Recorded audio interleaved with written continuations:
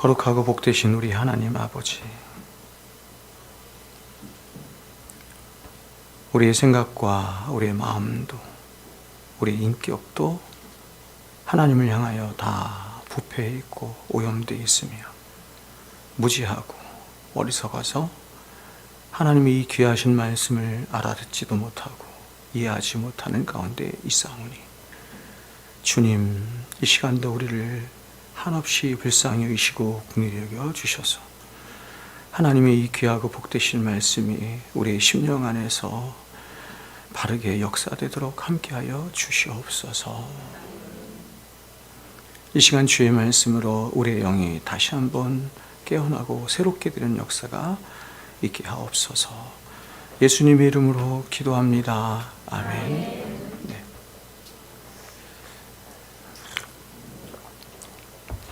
죽음같이 강한 하나님의 사랑이라는 제목으로 하나님 말씀 증거하도록 하겠습니다. 수양회 때 계속 아가서 말씀을 전했잖아요. 이제 오늘 네 번째 아가서 말씀 전하고 있는데, 이렇게 목사님들 가운데 아가서 말씀을 전한 게 제가 보니까 거의 없더라고요. 그만큼 어렵다는 것입니다. 그래서 사실은 저도 제가 말씀을 드렸지만 엄청난 도전을 제가 했고, 여전히 잘 모릅니다. 여전히 잘 모르고 너무 어렵고, 여하튼 하나님께서 은혜를 주셔서 그래도 이 아가서 말씀을 잘 마무리할 수 있도록 있게 돼서 감사를 드리고, 오늘 말씀을 끝으로 이제 수련회 기간 동안 나누었던 아가서 말씀을 마무리하도록 하고, 다음 주부터는 다시 10계명 강해 5계명부터 하도록 하겠습니다. 자, 오늘 우리가 읽은 아가서 8장 6절과 7절의 말씀은 아가서 전체의 주제와도 같은 말씀입니다. 그 주제는 이것이죠. 하나님의 사랑의 무한하심과 무한한 가치, 이렇습니다. 하나님의 사랑의 무한하심. 그러니까 유한한 우리로서는 이런 말이 굉장히 어려운 거예요. 성경이 이게 설명할 길이 없거든요. 하나님의 이 사랑을 설명할 길이 없어서 학자들이 하나님의 어떤 속성이나 인격이나 이런 거를 말할 때 하나님과 비교될 수 있는 것은 사람이잖아요. 다른 피조물과 비교하겠습니까? 세상에 있는 모든 피조물들 중에서 가장 존귀하고 영광스러운 것이 인간인데, 그 인간과 하나님을 비교하는 거예요. 사람은 유한한 존재죠. 유한한 존재인데 하나님은 무한하십니다. 그분이 무한하신 것처럼 그분의 속성 또한 무한해요. 그래서 하나님은 사랑이신데 그냥 사랑이 아니시고 무한한 사랑입니다. 이 하나님의 무한한 사랑의 가치를 이제 아가서 8장에서 노래를 하는 거예요. 찬송을 하는 것입니다. 찬양을 하는 것입니다. 우리가 아가서를 공부했던 것처럼 아가서 전체의 이야기는 두 남녀에 관한 사랑의 이야기지 않습니까? 예수 그리스도와 교회와의 사랑의 그 이야기를 쭉 펼쳐나가죠. 1장부터 쭉 펼쳐나갑니다. 둘이 어떻게 사랑했고, 그래서 어떻게 결혼했고, 어떻게 첫날 밤을 지냈고, 그러나 어떤 어려움이 있었고, 그 어려움을 어떻게 극복해서 더 높고 위대한 사랑으로 나아가는, 그렇게 나아가는 사랑은 그냥 남녀 두 사람의 에로스적인 사랑은 그렇게 할 수 없어요. 그렇게 할 수 없죠. 오직 언약적인 사랑인 하나님의 아가페의 사랑만이 그럴 수 있다라고 하는 것을 말하면서 이제 마지막 8장에서 그 위대한 하나님의 아가페의 사랑을 찬송하면서 아가서가 끝내는 것입니다. 그래서 이 단락을 아가서의 주제시로 자주 인용하기도 합니다. 오늘 시인은 자신을 향한 하나님의 사랑을 굉장히 강렬하고 불같이, 그리고 때로는 무서울 정도로 격렬하게 표현을 합니다. 어떻게 표현인지 보세요. 6절 7절. 사랑은 죽음같이 강하고, 그렇죠? 질투는 스울같이 잔인하며 불길같이 일어나니 그 기세가 여호와의 불과 같으니라. 여기서 여호와의 불은 심판의 불을 말하는 거예요. 하나님의 이 우리를 향한 강렬한 사랑의 불이 마치 세상을 심판하시는, 죄에 대해서 심판하시는 그 강렬한 불처럼 나타난다, 이렇게 말하는 것이고, 그래서 뭐냐면 많은 물도 이 사랑을 끄지 못할 것이고 홍수라도 삼키지 못하고 사람이 그의 온 가산을 다 주고 이 사랑과 바꾸려 할지라도 오히려 멸시를 받아요. 여러분, 지금 이 말씀에 나타난 이 사랑의 표현들을 하나하나 한번 보십시오. 지금 이 말씀에 나타난 강렬한 사랑의 표현들은 정말 미칠 정도로 혹은 거의 목숨을 내걸 정도로 누군가와 뜨겁게 사랑을 해본 사람이 아니라고 한다면 이런 표현을 할 수가 없는 거예요. 그러니까 이런 강렬한 사랑을 해본 사람 안에서만 나올 수 있는 표현이 바로 이런 사랑의 표현이에요. 근데 하나님이 바로 그 사랑의 표현을, 이런 강렬한 사랑의 표현을 우리에게 하시는 것이죠. 여러분은 이런 사랑을 하나님과 해보신 적이 있습니까? 저 천국에도 없는 남자와 여자라고 하는 것을 창조하시고 남자와 여자 이 두 사람 안에 있는 그 사랑을 하나님께서 이 땅에 주시고 특별히 부부의 관계를 주신 이유가 어디 있는지를 알아야 되는 거예요. 그것을 통해서 하나님의 위대한 사랑이 어떤 것인가 하는 것을 우리로 하여금 알게 하시고 깨닫게 하시는 것이죠. 제가 생각하기로는 오늘날 그리스도인이라고 하는 사람들 중에 거의 많은 사람들이 하나님과 이런 사랑을 해본 경험이 거의 없을 것이다, 이렇게 제가 생각이 들어요. 그래서 저는 이 말씀을 제가 준비하면서 다시 한번 존 오웬의 말이 생각이 났어요. 존 오웬이 이렇게 말을 했죠. 제 첫 시간에 이렇게 말했죠. 사람들은 하나님의 사랑에 대해 거의 모르는 것 같다. 기독교는 사랑의 종교라고 해도 과언이 아닐 만큼 그냥 사랑이에요, 사랑. 근데 사랑을 거의 모르는 것 같다. 우리가 하나님을 향한 사랑이 너무 크고 깊은 나머지 그 사랑 때문에, 하나님의 그 사랑 때문에 하나님에 대해서 상사병이 걸릴 수 있다는 사실을 모르는 사람에게 마치 성경의 진리가 깨달아지면 과연 얼마나 깨달을 수 있겠는가, 이렇게 말을 하죠. 여러분, 성경 66권은 다 하나님의 사랑에 관한 이야기죠. 그래서 하나님을 사랑하지 않은 채, 하나님의 사랑을 모른 채 사실은 이 진리가 깨달아지는 것은 불가능한 거예요.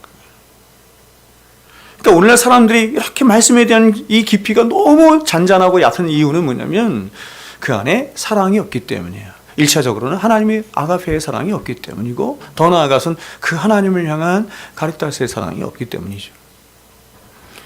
그러면 성경이 신자들을 향해서 이렇게 아무리 하나님의 사랑이 얼마나 크고 강렬하고 뜨거운지를 아무리 말한들 그 사랑이 신자들 안에서 역사하는 데는 너무나 어려움이 있는 것은 뭐냐면 신자들의 마음이 그렇게 차가워요. 메말라. 그래서 역사하지를 못해. 그래서 하나님의 사랑은 너무나 크고 위대하고 광대한 사랑인데 그 사랑이 결국 하나님 혼자서만 사랑하시는 것 같아. 짝사랑인 것 같아.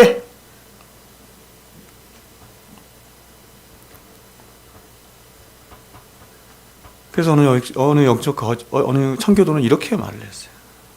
성경에서 하나님이 우리를 사랑하시는 그 사랑은 이 세상에서 가장 슬픈 짝사랑이다, 이랬습니다. 그 하나님의 가장 슬픈 짝사랑의 이야기를 이렇게 한 편의 드라마처럼 우리들에게 보여주고 있는 구약의 말씀이 호세아 말씀이에요. 자, 여러분, 먼저 그럼에도 불구하고 오늘날 이 신자들 안에 역사하시는 하나님이 이토록 싸늘하고 이토록 차가운 슬픈 짝사랑임에도 불구하고 하나님은 그런 저와 여러분을 사랑하는 그 뜨거운 사랑을 포기치 못하시고 끊임없이 말씀으로 저와 여러분의 마음을 두드리시고 성령을 보내시고, 너무나 미약하고 어리석지만 저와 같은 주의 종들을 부지런히 보내셔서 그 하나님과의 뜨거운 사랑의 관계가 다시 회복되기를 하나님이 원하시는 것입니다. 그러면 여러분, 그 포기치 못하시는 하나님의 사랑이 어떤 것인지 말씀, 이 본문 속으로 한번 들어가 보도록 하겠습니다. 먼저 6절 전반부를 보시면 하나님은 저와 여러분을 향해 이렇게 말씀하세요. 너는 나를 도장같이 마음에 품고 도장같이 팔에 두라. 여러분, 히브리 사람들은 항상 도장을 가지고 다녔습니다. 여기서 도장은 어떤 의미냐면 그 사람의 권리를 행사하는 표현으로 있는 것이 바로 도장이에요. 근데 그들에게는 시대에 따라서 이 도장을 몸에 지니는 몇 가지 방법이 있었는데 그 중에 하나가 뭐였냐면 도장을 가슴에 이렇게 품고 다니는 것이었어요. 한 예로 유다가 며느리 다말과 행음을 할 때 그 징표로 뭘 줘요? 지팡이와 끈과 도장을 주죠. 바로 유다는 다말에게 나중에 다말 네가 나에게 권리를 행사할 수 있도록 바로 이 도장을 함께 주는 것입니다. 오늘 아가서의 신부는 신랑을 향해서 간절히 이렇게 말하는 것입니다. 너는 나를 도장같이 마음에 품고 도장같이 팔에 두라. 이 말은 이런 뜻입니다. 네가 어디를 가든지 네가 도장을 가장 소중히 여기고 그래서 항상 몸에 지니고 다니듯이 너는 나와 함께해서 나를 절대로 홀로 두지 마라. 이런 말이에요. 하나님이 교회된 저와 여러분을 향해서 이렇게 말씀하시는 것입니다. 이 말을 그래서 교회에 적용하면 이렇게 말할 수 있죠. 예수 그리스도께서 저와 여러분에게 이렇게 말씀하시는 거예요. 이 땅의 교회들이여 너희는 나로 마치 너희 몸에 지닌 도장처럼 너희와 함께 늘 있도록 그렇게 하라. 이렇게. 이처럼 저와 여러분을 향한 우리 주님의 가장 큰 바람, 가장 큰 소원은 뭐냐면 바로 우리가 주님 곁에 항상 있어서 그분과의 사랑을 누리며 그분의 은혜 안에 늘 거하기를 바라시는 거예요. 그게 우리 주님의 마음이죠. 그런데 여러분 저는 이 말씀을 대하면서 문득 하나의 말씀이 성경에 나와 있는 하나의 슬픈 말씀이 생각이 났어요. 그것을 말하면 초대교회 7교회 중에 하나였던 라오디게아 교회를 향해서 교회예요. 예수 그리스도의 피로 나오신 그 교회를 향해서 하시는 우리 주님의 말씀이 생각이 났어요. 주님이 이렇게 말씀하시죠. 요한계시록 3장 20절에 볼지어다 내가 문 밖에 서서 두드리노니 누구든지 내 음성을 듣고 문을 열면 내가 그에게로 들어가 그로 더불어 먹고 그는 나와 더불어 먹으리라. 우리 주님의 가장 큰 소원이 뭐냐면 우리가 주님 안에, 주님이 우리 안에 거하셔서 날마다 그분과 함께 먹고 마시는 거예요. 근데 우리 마음이 열려지지 않아요. 하나님이 예수 그리스도가 우리를 얼마나 인격적으로 대하시는지 그분은 하나님이시기에 하나님이 명령만 하시면 우리의 마음은 언제든지 열 수 있어요. 근데 마치 우리가 마음을 열어주지 않으면 그분이 우리 안에 들어오실 수 없는 분처럼 그렇게 밖에서 우리 마음 밖에서 그렇게 문을 두들고 계시는 굉장히 슬픈 일이죠. 그런데 여러분 그럼에도 불구하고 라오디게 교회는 이런 주님을 자신들 안에 모셔드리지 않은 것입니다. 그래서 주님은 마치 라오디게아 교회의 문 밖에 서서 라오디게아 교회를 향한 짝사랑의 마음을 가지고 문을 열어주기를 간절히 바라시는 그런 분처럼 그렇게 초라하게 볼지어다 내가 문 밖에 서서 내 마음을 두드리노니 이렇게 말씀하고 계시는 거예요. 자, 그러면 여러분 라오디게아 교회가 주님을 그들의 마음 안에 모셔드리지 않은 이유는 무엇일까요? 이에 대해서 주님이 라오디게아 성도들 향해서 이렇게 말씀하세요. 나는 부자라 부유하여 부족한 것이 없다 하기 때문이라는 것입니다. 라오디게아 성도들이 자신들을 향해서 말하는데 뭐라고 말하냐면 나라고 하는 사람은 부자고 부유하여 부족한 것이 없는 사람이기 때문에 그렇습니다. 그러니까 그런 마음 안에 주님이 거하실 수 없다 이런 얘기죠. 여기서 나는 부자라 부유하여 부족한 것이 없다라고 하는 말의 가장 정확한 의미는 이런 의미입니다. 나는 부자인데 왜냐하면 나를 부유하게 만든 것은 바로 나이기 때문이다. 지금 라오디게아 성도들 안에는 그들 자신들로 가득 차 있는 것이에요. 우리가 수양회 때 계속해서 우리가 말씀을 나누었던 것처럼 우리의 마음의 열쇠의 유일한 주인은 예수 그리스도밖에 없는데 누구도 이 마음의 열쇠의 주인이 될 수 없는 것인데 이 안에 내가 가득한 것입니다. 내가 가득하거나 혹은 세상이 가득한 것입니다.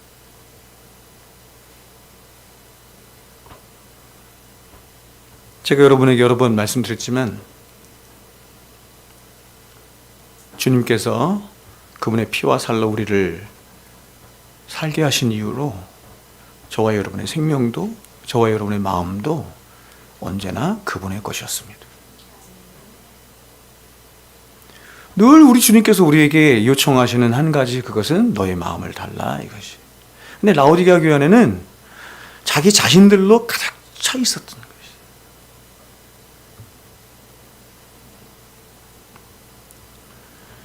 여러분, 여기서 라오디게아 성도들은 나는 부자라 부유하여 부족한 것이 없다라고 그렇게 스스로 자신에 대해서 말할 만큼 이들은 겉으로 보여주는 어떤 물질적인 풍요뿐만 아니라 겉으로 보여주는 종교적인 그런 모습들 역시 자신들은 전혀 하나님 앞에 부족함이 없다고 생각을 한 것입니다. 그러니까 라오디게아 교회잖아요, 교회. 하나님을 믿지 않는 세상 사람들이 아니에요. 하나님을 믿는다고 하는 사람들이에요. 그러니까 여러분, 지금 이들은 겉으로 보여지는 모습이 굉장히 부유하다고 스스로 생각하는 거예요. 이들은 교회를 한 번도 떠난 적도 없을 뿐만 아니라 모든 예배나 헌상의 이 드림에도 전혀 부족함이 없었습니다.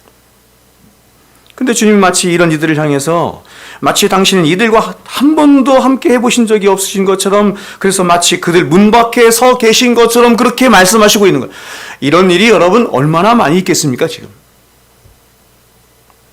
왜냐하면 그것은 우리가 매일 성경을 가지고 교회에 이렇게 나와서 예배드린다고 해서 주님과 가까이 있는 것이 아닌 것처럼, 주님은 당신을 향한 사랑의 마음이 떠난 사람 옆에 계신 것을 그와 함께 계시다고 생각하지 않기 때문이에요. 마음이 떠난 육신을 가지고 100번, 1000번 교회에 와서 이렇게 예배 시간에 앉아 있어요. 아무 소용이 없는 거예요.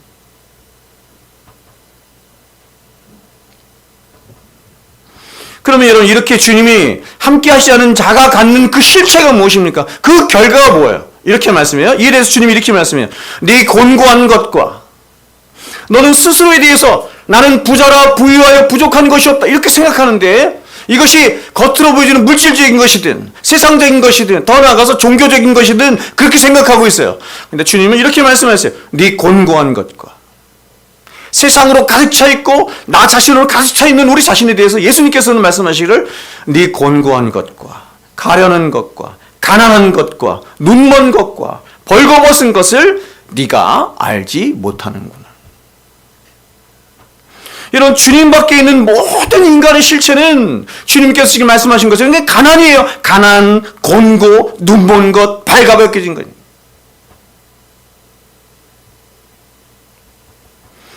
여러분, 이것을 역으로 생각해 보면 신랑 되신 우리 주님이 신부된 저와 여러분과 언제나 함께 하시고 싶은 이유가 바로 이것입니다. 바로 우리 주님의 가장 큰 사랑의 대상이자 기쁨의 대상이 저와 여러분이기 때문인 것이고, 더 나아가서 그렇게 함께하는 저와 여러분을 가장 부유하신 자로서 우리를 부욕해 하시기 위함이야. 고린도후서 9장 8절에 이렇게 말하죠. 가장 부유하신 자로서 우리를 위하여, 교회를 위하여 가장 가난하게 되심은 우리를 가장 부욕해 하심이라. 왜 여러분, 가장 부유하신 주님, 하나님이신 그 예수님이 이 땅에 가장 가난한 곳으로, 가장 낮은 곳으로, 가장 천한 곳으로 오셨습니까? 그래 가장 비참한 모습을 주셨습니까? 그 모든 당신의 부유함을 우리에게, 교회에게 주시기 위함이다, 이렇게 말합니다.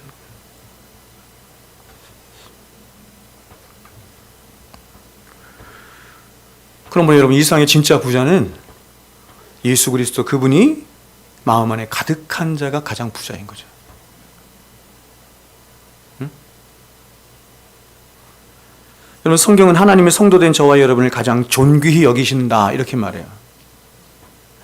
하나님의 유일한 사랑의 대상이 교회다, 이렇게 말씀해요. 또한 성경은 하나님의 모든 기쁨 또한 성도된 저와 여러분에게 있다, 이렇게 시편에서 이렇게 말하죠. 하나님의 모든 기쁨이 땅에 있는 성도들에게 있다. 하나님의 모든 기쁨이 땅에 있는 성도들에게. 놀라운 일 아닙니까? 응? 이게 놀랍지 않은 것은 여러분 자신이 누구인지를 모르기 때문이에요.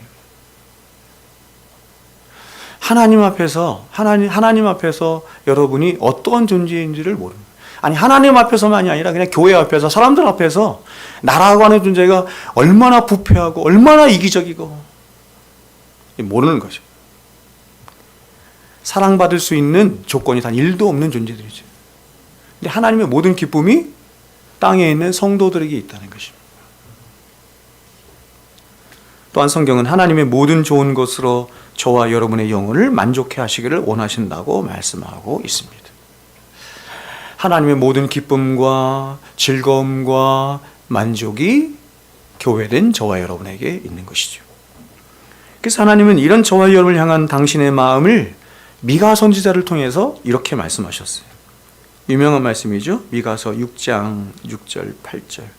내가 무엇을 가지고 여호와 앞에 나아가며 높으신 하나님께 경배할까? 여전히 인간의 의로 충만한 인간들은 자신이 행한 어떤 율법적인 행위나 자신이 드린 어떤 번제나 이런 걸 가지고 하나님을 기쁘시게 할 수 있다고 생각하는 거예요. 근데 하나님은 우리에게 이렇게 말씀하세요. 사람아, 우리를 향해서 사람아 이렇게 말씀하시죠. 사람아, 주께서 선한 것이 무엇임을 내게 보이셨나니. 우리 이번에 수양이 가서 선이 뭔지를 배웠죠. 선. 성경이 말하는 선이 뭔지를 배웠어요. 그 하나님이 선이 무엇인지를 보이셨나니. 선을 얘기합니다. 여호와께서 내게 구하시는 그 선은 오직 정의를 행하며 인자를 사랑하며 겸손하게 내 하나님과 함께 행하는 것이 아니냐 이것입니다. 여러분, 주님은 저와 여러분을 향한 당신의 이 간절한 바람을 이렇게 말씀하시는 것입니다. 얘야, 나로 늘 내 옆에 있게 해다오. 언제나 내 손에 도장이 내 목에 인이 있는 것과 같이 네가 어디로 가든지 내가 너와 함께 하리니 나로 하여금 언제든지 내 옆에 있게 해주렴.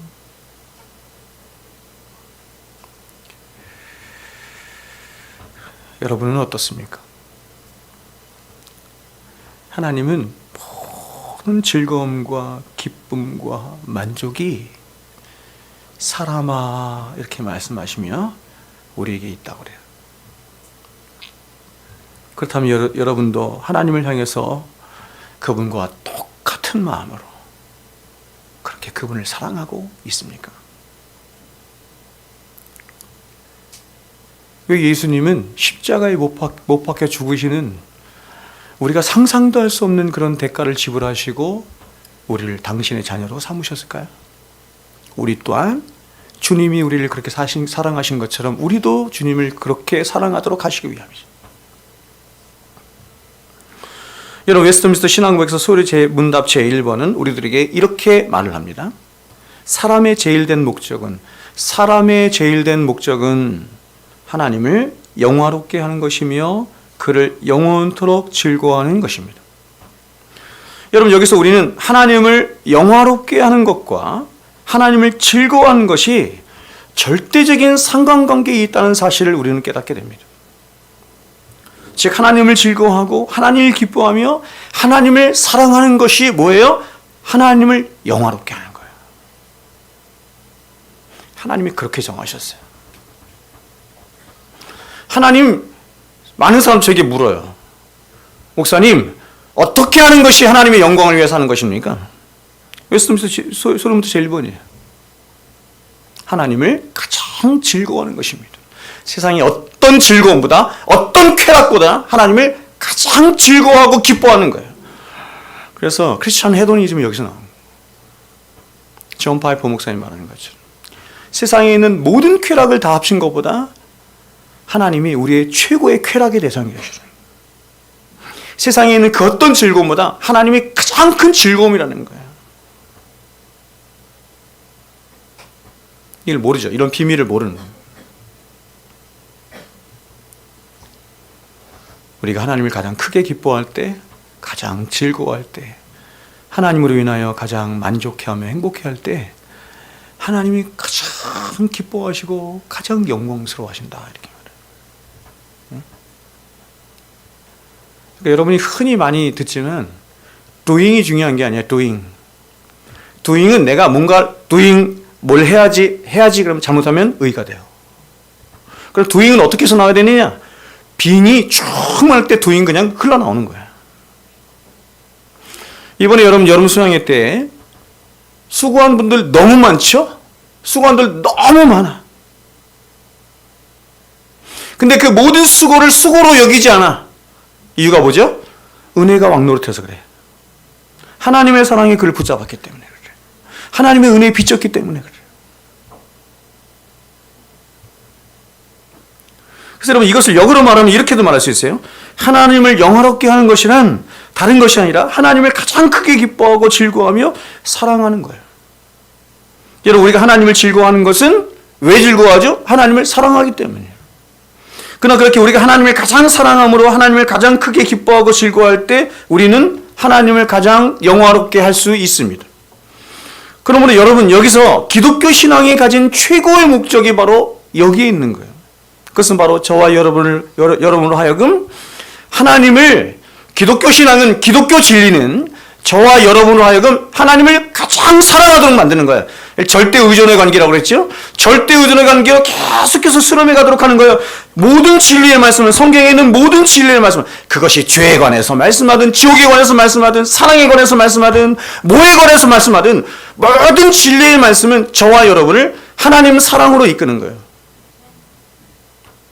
최종적인 목적은 거기 있습니다. 성경의 반이 율법이지만 성경의 반인 율법이 지향하는 바는 우리를 그리스도께로 인도해서 그리스도를 사랑하도록 만드는 데 목적이 있는 거예요. 정지하는 거 아니에요. 제가 수양회 때 말씀드린 것처럼 왜 성경이 그토록 우리에 대해서 심판에 대해서 징계에 대해서 그치? 지옥에 대해서 왜 그토록 많이 말씀하느냐? 절대로 지옥 백성 되면 안 된다. 너희는 나의 사랑하는 백성이 돼야 돼. 이게 목적이에요.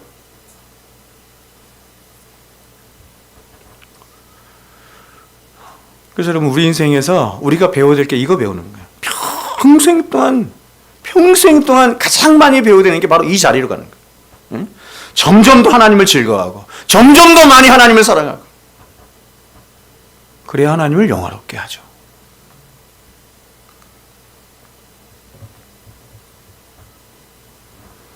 그렇다면 여러분 그렇게 저와 여러분으로 하여금 하나님을 가장 사랑하고 즐거워함으로 오직 하나님께만 영광이 되는 삶을 살도록 하는 그 궁극적인 동력은 어디로부터 옵니까? 동력은 어디로부터 와요? 여러분 어떻게 하면 여러분이 하나님을 더 사랑하게 됩니까? 네? 말해보세요. 어떻게 하면 여러분 하나님을 더 사랑하게 됩니까? 응? 여러 가지가 있겠죠. 그러나 하나님이 우리에게 주신 하나님을 사랑하도록 하는 최고의 자리가 뭐냐면 예수 그리스도의 십자가의 자리예요.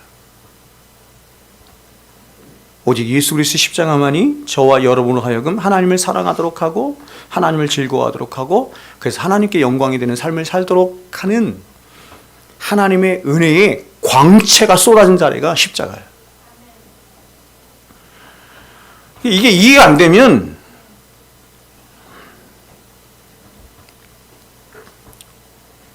왜냐하면 예수 그리스도의 십자가는 하나님의 영광이 가장 찬란하게 나타난 그 광채의 현장이기 때문에 그렇습니다. 제가 수양회 때 여러분에게 말씀을 드린 것처럼 하나님의 영광을 보지 못한 채로 하나님을 사랑하는 것은 불가능한 거예요. 하나님이 어떤 분이신지를, 영광이라고 하는 말은 이런 뜻이에요. 하나님의 속성과 하나님의 인격과 하나님의 어떠하심들이 우리가 경험하고 만지고 볼 수 있는 형태로 나타난 것을 하나님 영광 이렇게 말을 해요. 그러니까 그런 하나님의 영광 우리가 여러분 충만하게 우리가 경험하지 못한 채 어떻게 하나님을 의지할 수 있겠어요? 어떻게 하나님을 사랑할 수 있겠어요? 그분은 사랑할 만한 분이기 때문에 우리가 사랑하는 거 아니에요? 그래서 그 영광의 광채가 비춰져야 되는 거예요. 근데 그런 하나님의 영광의 광채에 그쵸, 가장 찬란하게 한꺼번에 모든 하나님의 영광의 광채가 드러나는 것이 예수 그리스도의 십자가예요. 그래서 평생 동안 우리는 뭐예요? 십자가 앞에 나가 십자가를 묵상하고 십자가를 생각하고. 중세신학의 아버지라 불리는 토마스 아퀴나스의 생에 나오는 한 일화가 있습니다. 아퀴나스는 어느 날 무엇인가에 깊이 골몰했습니다. 깊이 골몰하며 여러분 깊이 골몰하세요. 좀 깊이 생각해 보세요. 여러분 자신에 대해서, 여러분의 영혼에 대해서, 무엇보다 하나님에 대해서, 예수 그리스도에 대해서, 십자가에 대해서 좀 깊이 생각해. 예수를 깊이 생각하라. 깊이 좀 생각하라. 리차드 백스터가 얘기해요. 제발 여러분, 바쁜 여러분의 발걸음을 멈추시고 딱 30분, 아니 15분만 이렇게 얘기해요. 30분도 아니 15분만 깊이 좀 생각해 보세요.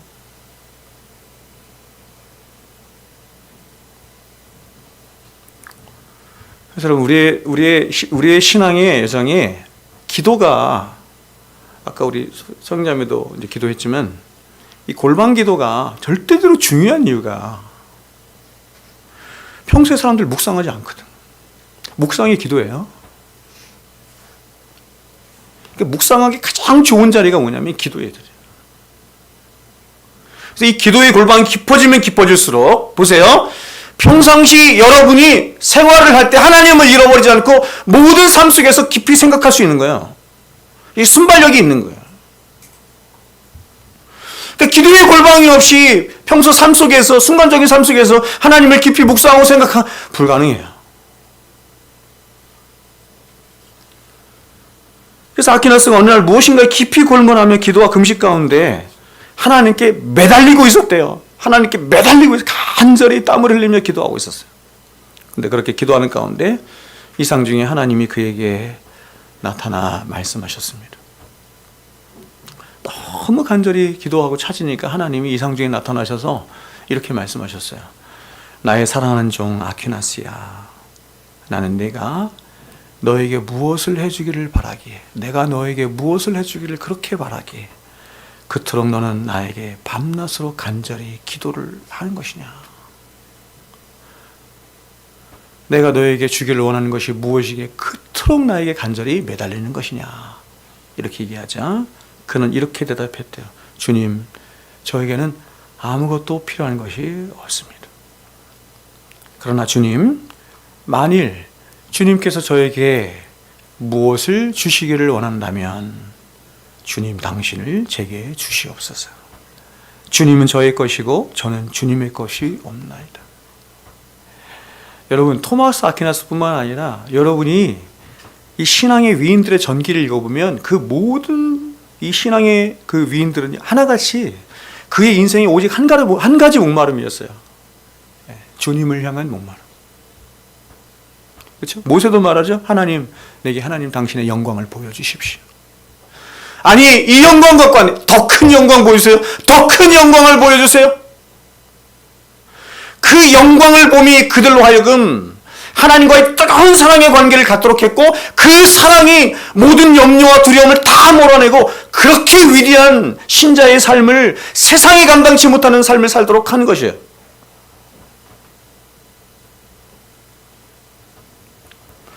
기독교 신앙은 오직 주님만을 구하는 것 외에 다른 것을 목적하지 않습니다.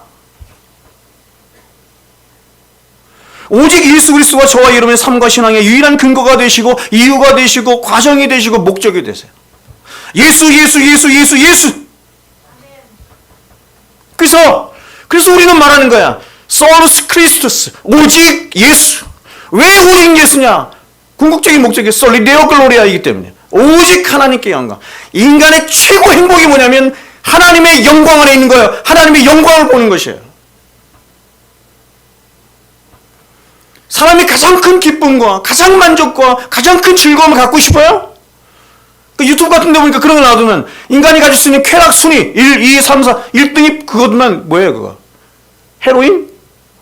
마약? 이런 게 1위더라고.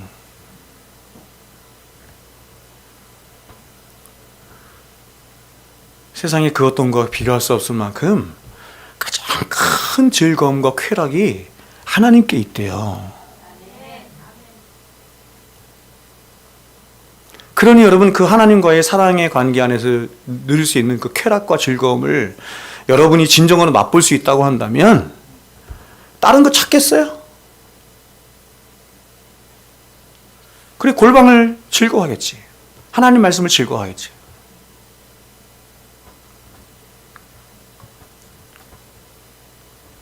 그러므로 여러분, 우리 신앙생활이 이런 하나님과의 사랑의 관계도 전혀 없이 그저 종교적인 의무감으로만 불과하는 것이 바로 이런 이유 때문이에요.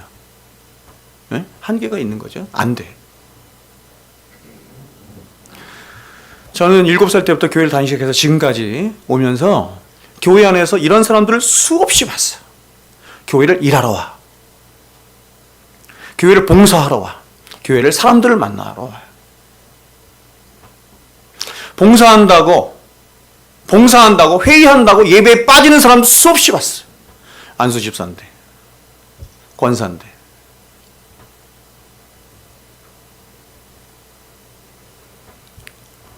왜냐하면 우리가 하나님과의 사랑에 관계없이 우리가 하나님을 바르게 예배하는 것도 불가능하고, 하나님을 사랑함 없이 진리를 깨닫는 것도 불가능하고, 하나님을 사랑함 없이 하나님을 바르게, 하나님 앞에 바르게 기도하는 것도 불가능하고, 무엇보다 우리가 하나님을 사랑함 없이 기독교 신앙이라고 하는 것 자체가 불가능해요. 여러분, 하나님을 사랑하지 않은 채 드리는 예배는 도대체 뭐예요? 그걸 예배라고 할 수 있어요? 여러분, 저기 옆에 서 있는 제가 하나님을 사랑하지 않은 채, 제가 이 예배를 앞두고, 이 설교를 앞두고 하나님 앞에 기도하는 게 그거예요. 하나님, 제 안에 하나님을 사랑함이 충만케 하여 주십시오. 하나님을 사랑함으로 설교하게 해주시고, 하나님을 사랑함으로 성도들을 사랑하게 하여 주십시오. 하나님을 사랑하지 않은 채 제가 하는 설교는 도대체 뭐예요, 그게? 아무리 20시간, 30시간 준비해봐야 그게 뭐냐고.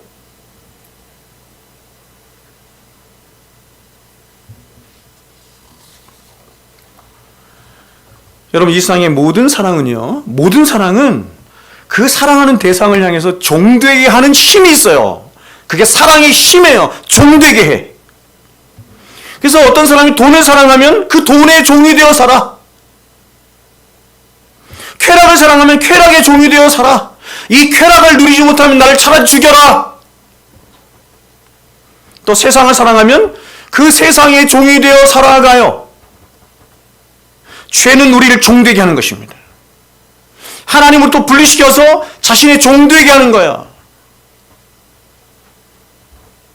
그래서 주님이 이렇게 말씀하신 거야. 내 보물이 있는 곳에 내 마음도 함께 있다. 내 마음, 사랑하는 그 마음도 네가 보물이라고 생각하는 것에, 네 사랑하는 그것에 있다. 이렇게.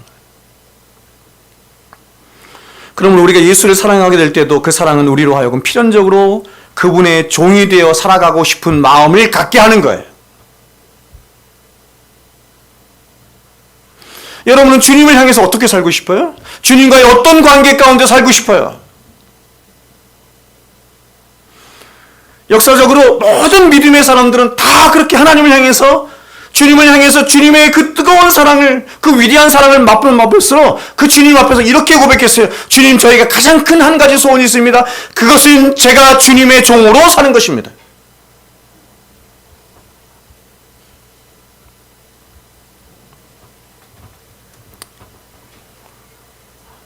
여러분이 그런 목마름이 있어요? 그런 욕망이 있어요? 제가 그렇게 살 수 있다는 말이 아니죠? 그렇게 살고 싶은 마음이 있어요? 저에겐 너무너무 많이 있었어요. 그래서 제가 어디 가서 이렇게 사인을 하거나 제 닉네임 같은 걸 할 때 다 둘로스였어요. 둘로스. 둘로스가 뭔지 알아요? 둘로스가 종이야.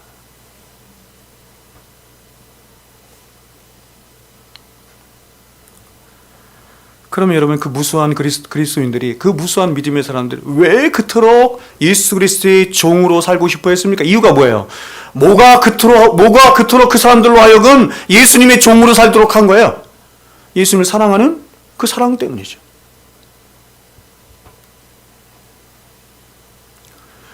여러분, 우리가 사도 바울의 13편의 서신들을 보면 그 13편의 모든 서신들에서 사도는 자신을 소개할 때마다 항상 이렇게 소개해요. 예수 그리스도의 종된 나 바울. 그렇죠? 우리 민호 집사님 카톡에 보면 예수 그리스도의 종된 나 민호.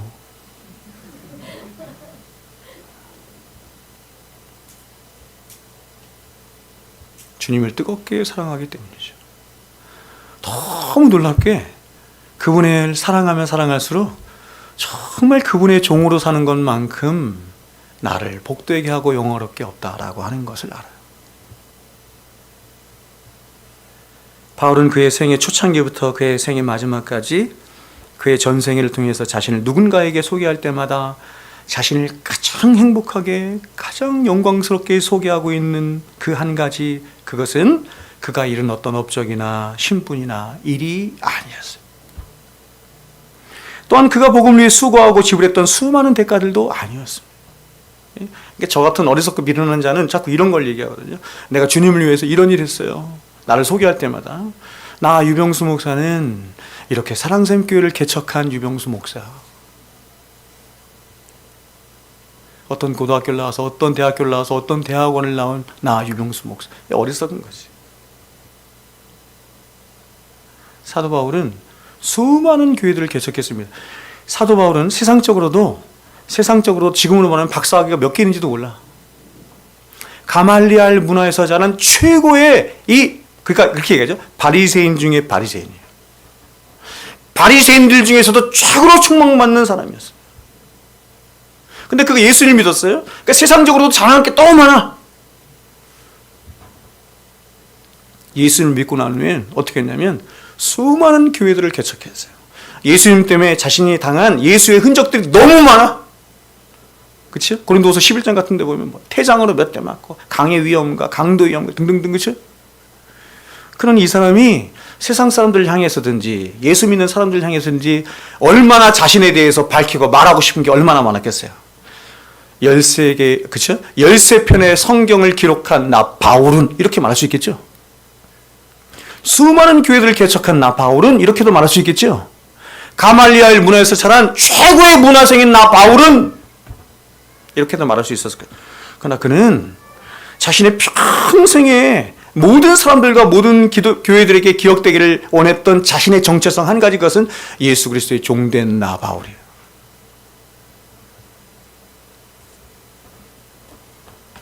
이유는 한 가지입니다.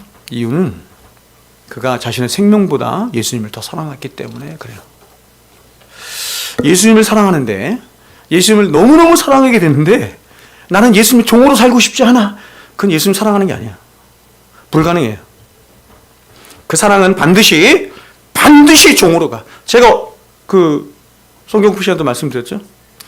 출애굽기 17장인가 거기에 보면 귀를 뚫은 종이 나와 귀를 뚫은 종.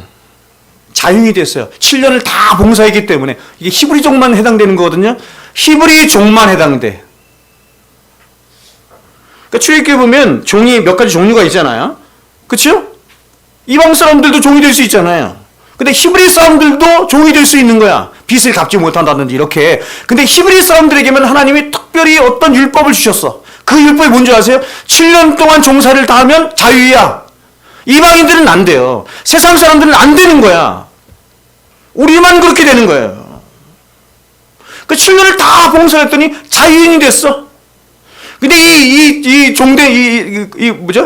자유인이 된 종이 그 사랑에 눈멀었어. 주인의 사랑에 눈멀었어. 자신의 가족들의 사랑에 눈멀었어. 그래서 주인에게 다시 가서 자신의 귀를 문지방에 대고 뚫는 거예요. 스스로 뚫어. 옛날에는 강제로 뚫었죠? 강제로 뚫어서 종이 되겠죠? 죄가. 빚진 것이. 근데 사랑의 노예가 되자 그 사랑이 어떻게 만들었냐면 스스로 종이 되게. 누구를 향해서? 주인을 향해서. 그게 히브리 종이에요. 히브리 종만 그런 거야. 그러니까 그리스도인만 그런 거야. 그러니까 그리스도인 특징이 그거야. 주님을 사랑하면 사랑할수록 더 주님의 종처럼 살고 싶어. 응? 여러분은 주님의 종으로 살아요? 그러니까 오늘날은 다 자녀들이 하나 둘밖에 없기 때문에 다 자식의 종으로 사는 것 같아. 자식을 사랑하지 말라는 얘기가 아니죠. 주님 안에서 사랑해야 돼요. 이렇게 소리가 작아요. 주님 안에서 사랑합시다.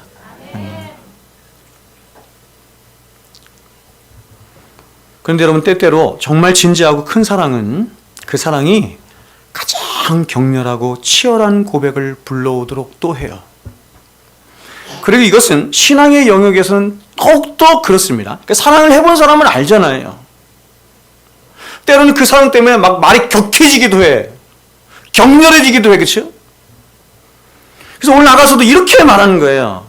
사랑은 죽음같이 강하고 질투는 수월같이 잔인하고 불길같이 일어나니 그 기세가 여호와의 불과 같으니라. 이 사랑이 얼마나 뜨거운지 여러분 하나님의 여러분 그렇죠? 이 심판의 불이 얼마나 무섭습니까? 근데 하나님이 우리를 사랑하시는데 그 사랑이 그렇게 불처럼 나타난다. 여러분 우리 주님 우리에게 쓰신 이 놀라운 사랑의 편지는 그저 우리의 가슴을 뭉클뭉클하게 하는 표현들만 있지 않습니다. 우리 주님의 사랑의 편지는 그야말로 눈물과 피와 희생과 죽음이 뒤엉켜 있는 사랑이에요. 그래서 키에르케고르가 이렇게 말했다고 하잖아요.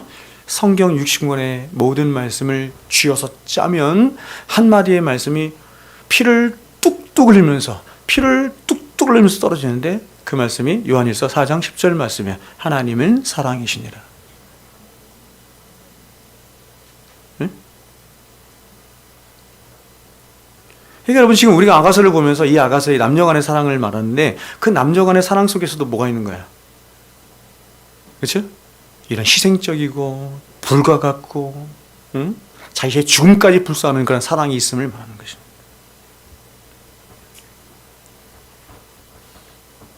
우리 주님의 사랑을 이렇게 말해요.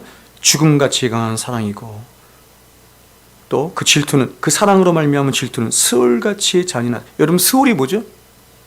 지옥이에요. 그래서 이 하나님의 사랑의 기세가 얼마나 크고 강렬한지 마치 하나님이 내리시는 심판의 불처럼 역사한대. 그래서 이어지는 말씀을 보면 하나님의 이 불같은 사랑을 많은 물이 끌 수 없어요.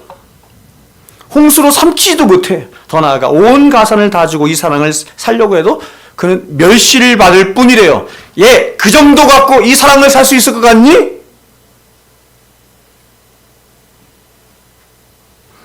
여러분 이 성경이 말씀하는 성경이 진리의 말씀이라고 한다면 성경이 하나님의 말씀이라고 한다면 지금 이 성경이 말씀하는 하나님의 불같은 사랑은 도대체 어떤 사랑이에요? 저는 잘 모르겠어요. 솔직히 성경은 이렇게 말씀하는데 모르겠어. 그러니 괴로운 거야. 하나님은 이 세상 모든 가산을 다 주고도 살 수 없는 그 사랑을 저와 여러분에게 주고 싶으신 것이고 그 사랑을 저와 여러분과 나누고 싶은 거예요. 그 사랑을 또한 받고 싶은 거예요.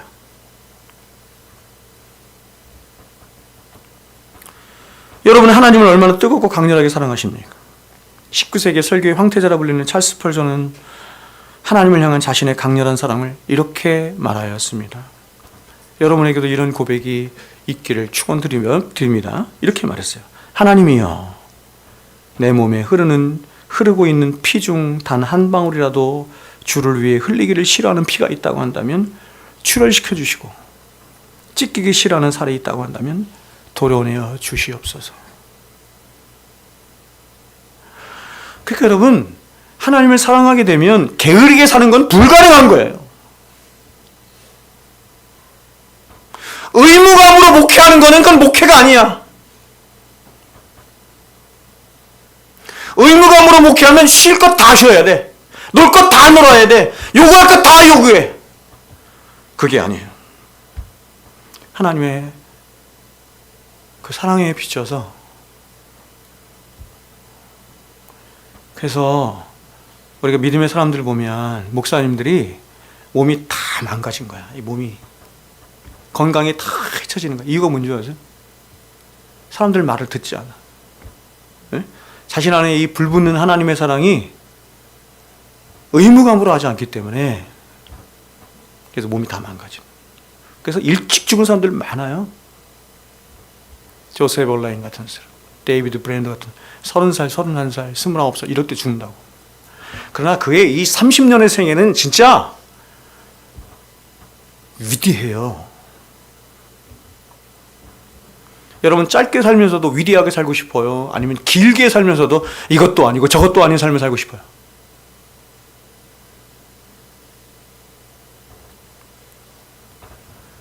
그래서 그는 이렇게 주님을 향한 뜨거운 열정으로 일평생 주님을 사랑하며 살았기에 그는 병약한 부인을 뒤로하고 먼저 하나님의 부르심을 받아 세상을 떠나면서 마지막 유언을 이렇게 이야기했습니다. 여보, 나는 그토록 오랫동안 그분과 함께 행복한 나날들을 보냈다. 이렇게 살고 싶지 않아요? 여러분, 아까 우리가 시편 90편을 읽었잖아요. 그렇죠? 마지막 절에 뭐였어요? 너의 살 날을 계수해버리잖아요. 살 날이 얼마 남았어요? 많이 남은 것 같아요? 살 것 같이 가요.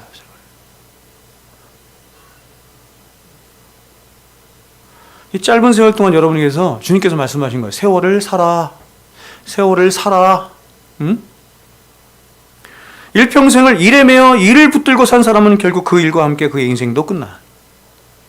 또 일평생을 사람에 매여 그 사람 속에 산 사람 역시 결국 그 모든 사람을 다 떠나가 버린 후에 쓸쓸한 죽음을 맞이하게 될 것입니다. 여러분, 하이데거가 말한 대로 우리는 다 혼자예요. 다 혼자예요. 마지막까지 내 곁을 지키는 사람이 배우자지. 근데 그 배우자도 떠나. 응? 그럼 마지막 여러분의 죽음을 누구와 함께 맞이할 거예요? 그러나 여러분, 일평생을 주님과 함께 사랑을 나누며 그 사랑 안에서 산 사람은 죽음의 휘장이 드리워지는 그 마지막 순간이 오히려 이 땅에서 그토록 주님과 함께 영원히 살기를 바랬던 그 사무치는 그리움이 실현되는 순간이 되는 거예요. 응? 평생을 주님을 사모했어. 주님을 만나기를 사모했어. 그러니 죽음은 바로 그 영광의 현장이겠지. 그렇지 않아요? 이번 수양회 때 우리 사랑이가 저한테 묻더라고. 갑자기 제가 이렇게 설교 준비를 막 하고 있는데 제 옆에 딱 있다가 묻더라고. 아빠, 죽음이 두렵지 않아? 아빠, 죽음이 두렵지 않아? 이렇게 묻더라고. 여러분, 죽음이 두렵지 않아요? 죽음이 두려운 이유는 생물학적으로 끝나기 때문이 아니에요. 그 죽음 안에 내포된 어떤 형벌적인 요소 때문이에요.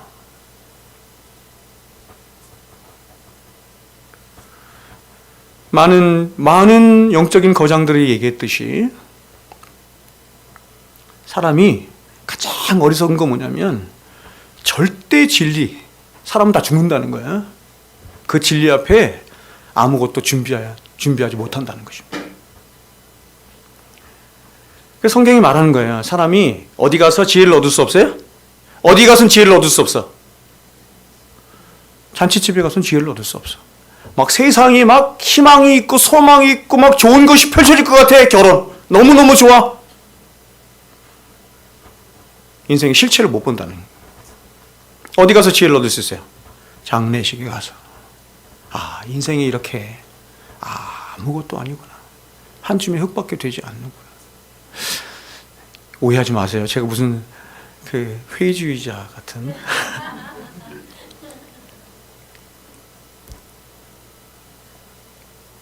죽음을 대비하는 자가 가장 지혜로운 거예요. 지금 여러분 죽으면 괜찮겠어요? 사도 바울은 빌립보서 이렇게 말했어요. 2장에서. 내가 삶과 죽음 사이에 꼈다. 지금 빌립보 감옥에 있으면서 사도 바울은 죽음의 위협을 느끼는 거야. 아, 내가 죽을지도 모르겠구나. 삶과 죽음 사이에 꼈다. 그 다음이 위대한 거죠. 그 다음 고백이 그러나 내가 사는 것이 너에게 유익함이라.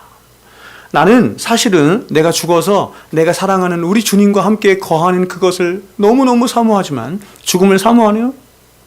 그러나 내가 사는 것이 너에게 유익함이라. 여러분, 한 번 사는 인생 좀 그렇게 살아야지. 응? 죽을 때까지, 그냥 죽을 때까지 그냥 나만 붙잡고 내 안에만 갇혀서, 응? 조금 더 확장돼 내 자식에게만 그렇게 살 거예요? 주를 위해서 좀 살아봐야 될 거 아니에요. 주를 사랑하며 살아봐야 될 거 아니에요. 주님과의 그 깊고 열정적인 환희에 찬 그 사랑 한번 해봐야 될 거 아니에요. 그래야 그 사랑이 죽음 앞에서 두려움을 내쫓는 거 아니에요. 요한일서 말한 것처럼 죽음이 두려움을 내쫓잖아요. 그렇죠? 말을 잘못했네. 사랑이 두려움을 내쫓잖아요.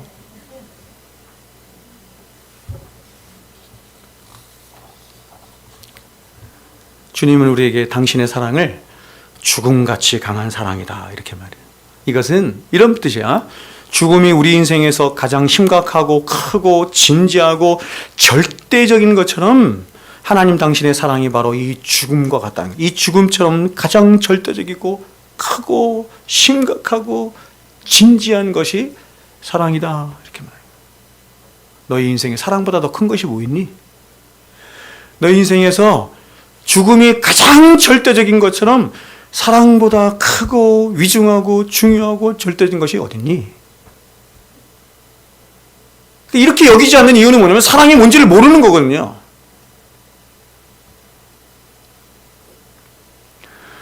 여러분이 그러나 이것은 진정한 사랑을 해본 사람이라면 누구나 다 알 수 있어요. 그래서 하나님께서 그런 사랑을 세상에서 이렇게 남녀간에 하게 하시는 것 같아.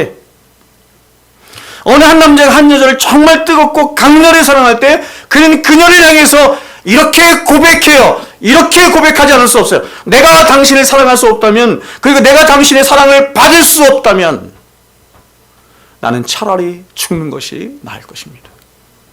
왜냐하면 당신의 사랑이 없는 이 세상은 나에게 아무것도 아닌 세상이기 때문에 그렇습니다.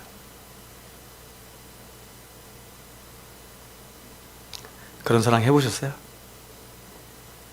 제가 수양회 때 그런 얘기 한 거야. 남녀간의 뜨거운 사랑을 경험해보지 못하면 신앙에 부족함이 있을 수 있다고 제가 얘기를 하는 거예요. 왜냐하면 하나님이 그런 사랑을 통해서 하나님의 사랑을 말씀하고 있기 때문에.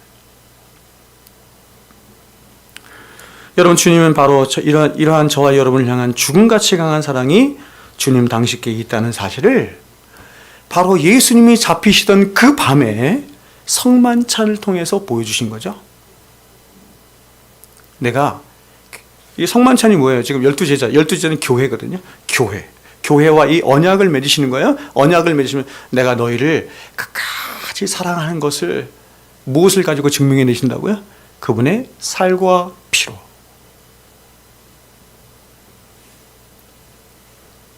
피와 같은 사랑인 거야, 주님은.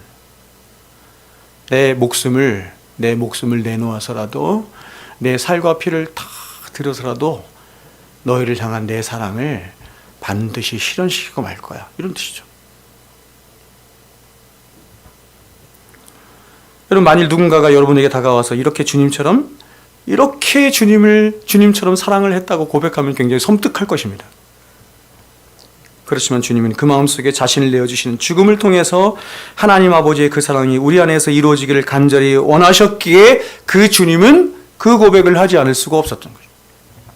그리고 주님은 그렇게 자신이 스스로 고백하신 대로 실제로 십자가에서 죽으심으로 저와 여러분을 향한 당신의 그 죽음같이 강한 사랑을 증명해 내신 거예요. 이어서 성경은 하나님 당신의 사랑을 이렇게 말합니다. 질투는 스울같이 잔인하며 불길같이 일어나니 그 기세가 여호와의 불과 같으니라. 자, 보세요, 여러분. 사랑과 질투는 이렇게 가까이 있어요. 사랑과 질투는 이렇게 가까이 있어요. 사랑하는 사람을 사랑할 수 없을 때 그 사랑은 엄청난 질투가 되고 투기가 되어 나타나죠. 경험하죠. 어거스틴은 그의 평생에 그가 성경에서 가장 이해할 수 없는 하나의 말이 바로 질투하시는 하나님이라고 말했습니다. 어떻게 천지만물의 주제가 되신 그 광대하시고 거룩하시며 위대하신 하나님, 하나님에 대한 지식이 들어오면 들어올수록 이게 이해가 안 되는 거예요. 질투하시는 하나님이. 그리고 자신에 대한 이해가 깊어지면 깊어질수록 이게 이해가 안 되는 거예요. 그 광대하시고 놀라우시고 위대하신 하나님이 한낱 피조물에 불과하고 흙에 불과하고 죄인에 불과한 나 같은 자 때문에 마음을 졸이실 수 있는가? 어떻게 질투까지 하실 수 있는가? 이게 이해가 안 되는 거죠. 그래서 그가 마지막으로 한 얘기가 과연 그렇다면 그 하나님의 사랑은 무슨 사랑이라는 것인가? 나는 이해할 수 없지만, 내 머릿속에 담을 수 없지만, 과연 성경에서 말하는 이 사랑이 진실이라고 한다면 그 사랑은 도대체 무엇이냐? 여러분, 성경에 자주 등장하죠? 이런 표현이 등장해요. 하나님의 진노. 여러분, 성경을 잘 읽으십시오. 하나님의 진노, 하나님의 질투, 하나님의 후회. 그러니까 성경을 피상적으로 읽는 사람은 이게 무슨 뜻인지 모르는 거예요. 하나님의 진노, 하나님의 질투, 하나님의 후회 등은 저와 여러분을 향한 하나님의 그 진실하고도 강렬한 또 다른 역설적인 사랑의 표현이에요. 우리도 그렇게 표현하잖아, 서로에 대해서. 또 우리 때문에 상심하시고 상처받으신 것 같은 표현. 여러분, 여러분 하나님의 상심하세요? 하나님의 상처받으세요? 자, 이제 여러분에게 바른 지식을 한 가지 또 가르치더라고요. 여러분, 하나님은 상심하세요? 하나님은 상처받으세요? 인간과 다를 게 뭐가 있어요? 이걸 하나님의 불가침성이라고 한다면, 하나님은 그런 분이 아니에요. 요동하지 않아. 세상이 어떻든지 그분은 요동하지 않아요. 그분은 하나님이세요.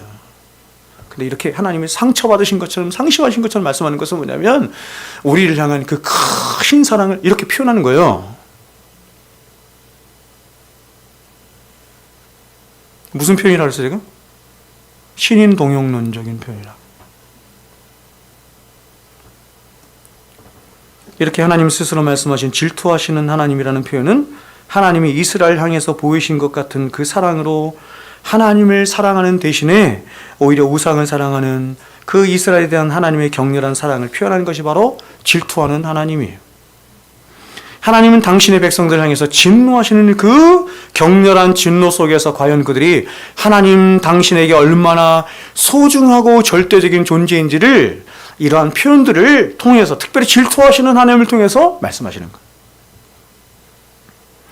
여러분, 이스라엘 백성들은 그들의 역사 속에서 헤아릴 수 없이 많은 심판과 징벌과 하나님의 진노를 경험했습니다. 그러나 이러한 이러한 이스라엘의 역사를 우리는 다른 말로 이렇게도 바꿔 말할 수 있는 거야. 하나님이 이스라엘을 사랑하신 사랑의 역사.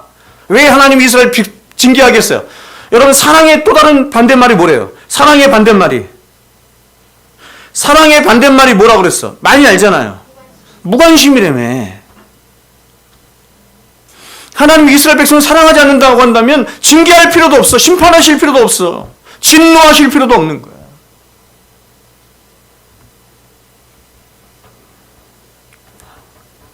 그래서 성경은 우리에게 이렇게 말하는 거예요. 제가 2분만 더 하겠습니다. 히브리서 한번 펴볼게요. 히브리서 12장.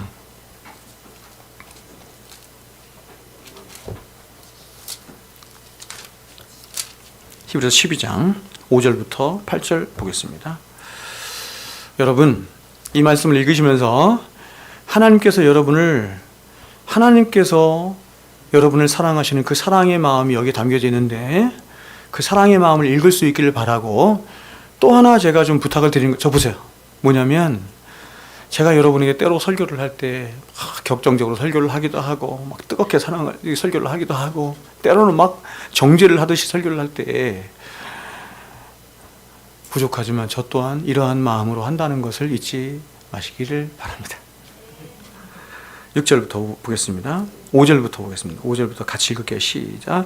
또 아들들에게 권하는 것 같이 너에게 권면하신 말씀도 잊었도다. 일러스되 내 아들아, 주의 징계하심을 경히 여기지 말며 그에게 꾸지람을 받을 때에 낙심하지 말라. 주께서 그 사랑하시는 자를 징계하시고 그가 받아들이시는 아들마다 채찍질 하심이라 하였으니 너희가 참음은 징계를 받기 위함이라. 하나님이 아들과 같이 너희를 대우하시나니 어찌 아버지가 징계하지 않은 아들이 있으리요. 징계는 다 받는 것이거늘 너희에게 없으면 사생자여 친아들이 아니니라. 아멘. 그래도 징계받으면 어렵죠. 그래도 징계받으면. 그래서 하나님 백성의 중요한 특징을 지금 이 말씀에서 뭐라고 하는 거냐면 참음을 말하는 거예요. 인내를 하나님이 징계를 하시는데 인내하네.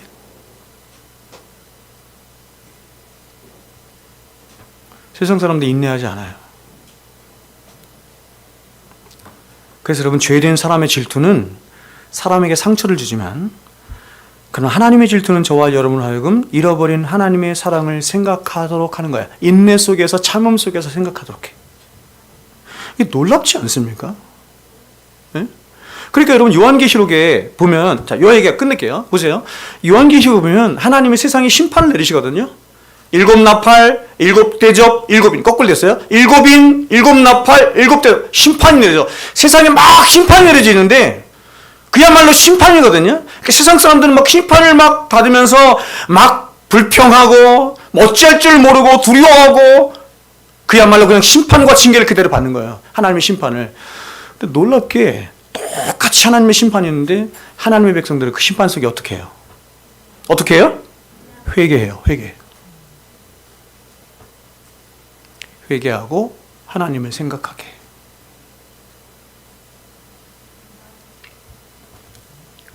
주님은 우리를 때리시고 징계하시나 다시금 싸매시고 고치셔요. 그래서 호세아서 이렇게 말해요. 오라 우리가 여호와께 돌아가자. 여호와께서 우리를 찢으셨으나 도로 낫게 하실 것이요 우리를 치셨으나 싸매어 주실 것입니다.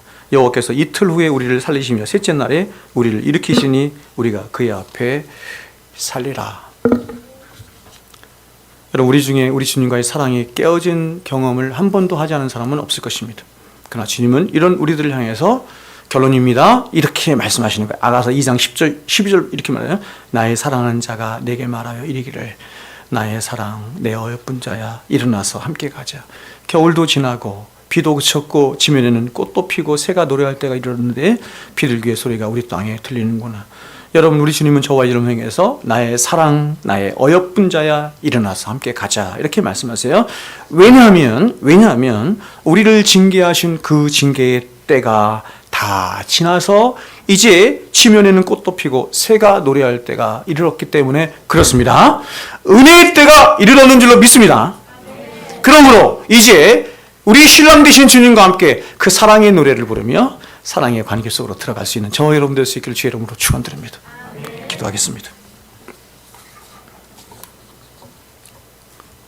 거룩하신 주님, 아가서를 통해 보여주신 하나님의 그 강렬하신 우리를 향하신 그 위대하시고 크신 하나님의 사랑을 조금이나 맛보았는데 주여 우리도 주님을 향해서 그렇게 사랑할 수 있도록 도와주시옵소서. 그 사랑으로 말미암아 주님을 가장 크게 기뻐하고 가장 즐거워함으로 우리의 인생이 하나님과 동행함으로 하나님을 즐거워함으로 하나님을 사랑함으로 하나님께 가장 크게 영광이 되는 삶을 살아가는 복된 사랑샘교회 성도들 다 되게 하여 주시옵소서. 이제는 우리 구주 예수 그리스도의 은혜와 하나님 아버지의 사랑하심과 성령님의 교통 충만하심의 역사가 이제로부터 영원토록 우리와 항상 함께 있을지어다. 아멘.